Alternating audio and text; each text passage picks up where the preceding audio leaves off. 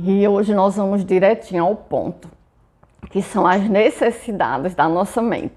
Já falamos um pouquinho acerca das necessidades do nosso corpo e hoje nós vamos focar nas necessidades da nossa mente, tá bom? E aí é importante demais a gente criar essa consciência, porque de repente acende uma luz, não é? Justamente a luz da consciência, para que a gente tome parte do nosso funcionamento, de como a nossa mente está funcionando o dia inteirinho, todos os dias da nossa vida, né? Então isso é um padrão, né? Isso é um programa que nós temos, ele foi incutido na nossa mente desde pequenininha, né? Por nossos grandes pais, pelos padres, pela sociedade, por nossos professores, pela sociedade de modo geral. E tá tudo bem. Só que você não é mais criança, não é? Agora você é um adulto. E como adulto que você é, se você continuar repetindo os mesmos padrões durante a vida inteira, você não sai do lugar onde você está. Então, se você quiser alcançar um novo nível de consciência, é importante que você tome conhecimento das coisas, não é isso? E aí, as 6 necessidades da mente, anota aí, para vocês não esquecerem, tá? Primeira necessidade, que é a necessidade onde a gente fica mais tempo, praticamente durante a nossa vida inteira. Lá para os 40, 50 anos de idade, é que a gente consegue sair dessa primeira necessidade, que é a necessidade de certeza.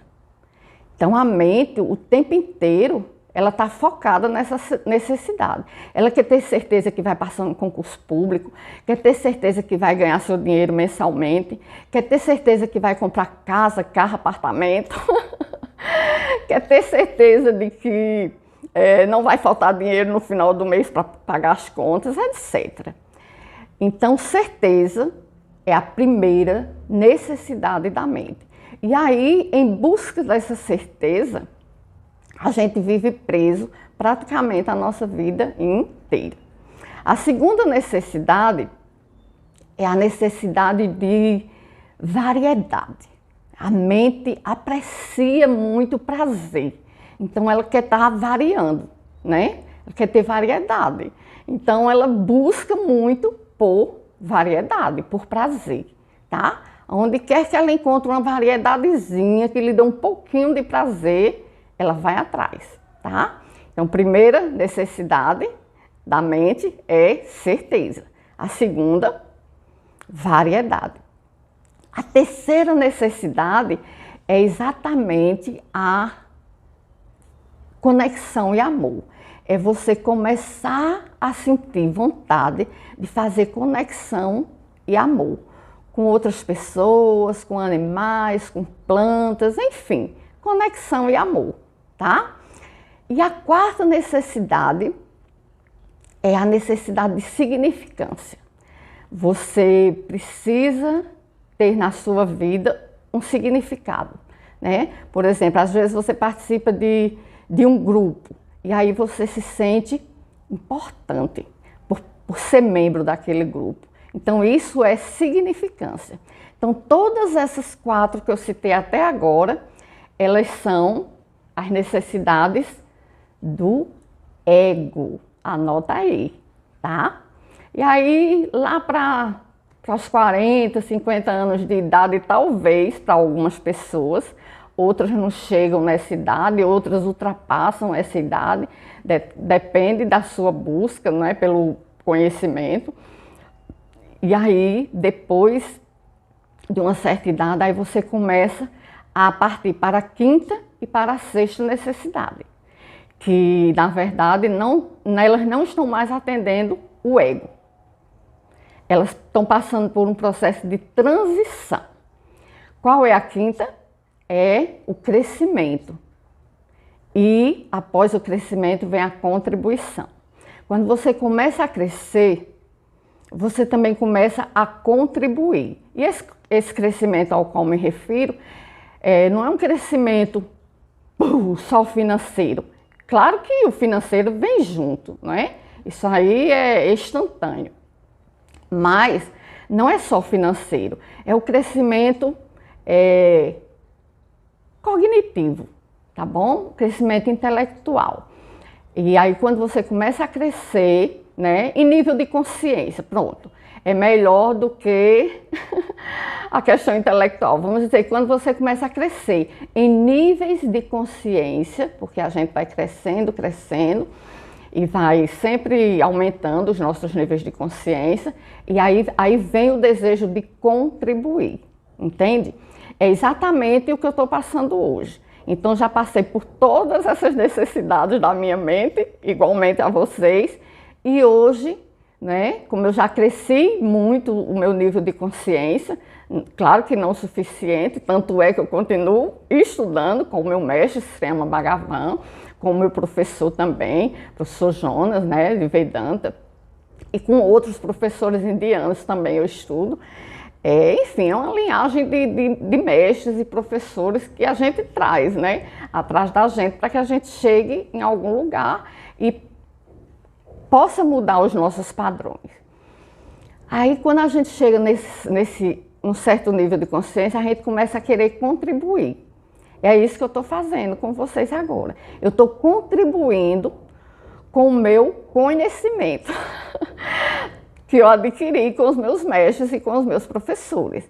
Eu estou contribuindo com o meu sorriso, não é? Estou contribuindo com o meu amor, né? Então a gente contribui de várias formas, não apenas com o conhecimento. Foi apenas um exemplo, porque é o que eu estou fazendo na atualidade. Mas a gente contribui com muitas e muitas coisas e de várias formas diferentes. Essa é a grande verdade, né? E aí a gente começa a entender também as necessidades do outro. Entender e atender, porque só existe relacionamento entre as pessoas quando elas começam a entender e atender as necessidades uns dos outros, né?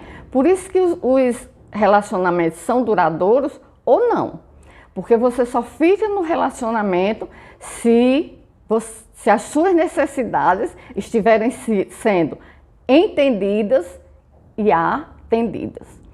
Quando chega a um ponto de suas necessidades não serem mais entendidas e tão pouco atendidas, então você, cai fora. Você sai, você não fica nem para contar a história, entendeu? Então, deixa eu hidratar aqui um pouquinho, porque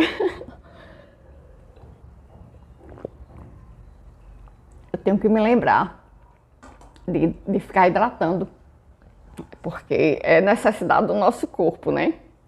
E aí eu vou citar um exemplo bem simples para vocês, que vem, por exemplo, a partir do vício. E aqui eu vou citar o fumo, né? Que muitas pessoas são fumantes ainda hoje. Mas pode ser para qualquer vício, pode ser para cocaína, para álcool, enfim, qualquer tipo de vício, né? Sexo, etc. E o vício, ele sempre atende uma ou mais necessidades da mente. É por isso que a gente não pode chegar para o viciado, seja no fumo, no álcool, em qualquer outro tipo de vício,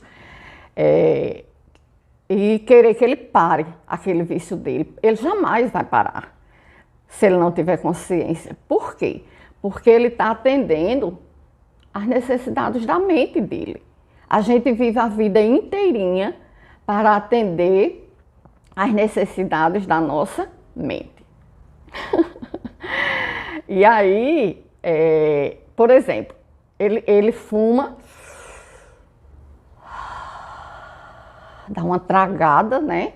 Eu não fumo não, mas eu vivenciei a minha mãe fumando durante muitos anos, né? Desde a barriguinha da minha grande mãe, que ela fumava, e eu nasci assim, detestando fumo.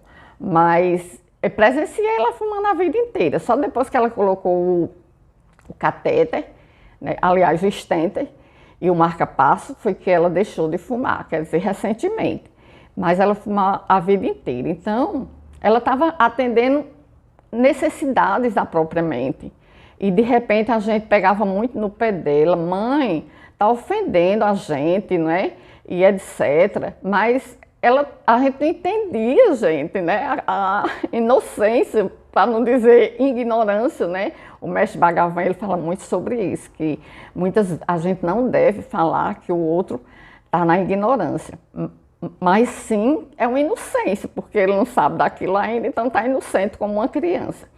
E aí, nessa questão dessa inocência, para não falar em ignorância, eu queria muito que a minha mãe deixasse o cigarro, o vício dela, a vida inteira. Isso nunca aconteceu, jamais iria acontecer por meus pedidos, né?